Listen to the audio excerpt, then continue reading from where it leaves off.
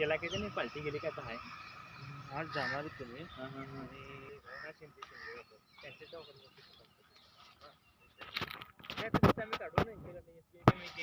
ಇಪ್ಪತ್ತು ಗುಂಟ ಪ್ಲಾಟ್ ಇದೆ ಅಂಬೇವಾಡಿಯಲ್ಲಿ.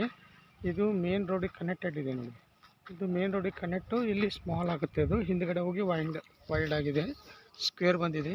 ಇದಷ್ಟೇ ಈ ಥರ ಮುಂದ್ಗಡೆ ಬಂದಿದೆ. ಇಲ್ಲಿ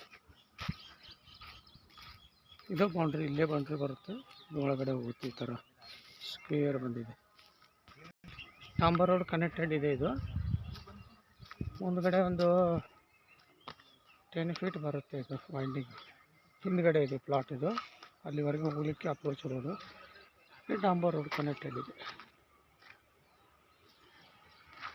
ಈ ಥರ. ಹಿಂದ್ಗಡೆ ಬರುತ್ತೆ ಪ್ಲಾಟ್, ಅಲ್ಲಿವರೆಗೂ ರೋಡ್ ಇದೆ ಅದು ಹೋಗಲಿಕ್ಕೆ ಇಲ್ಲಿಂದ.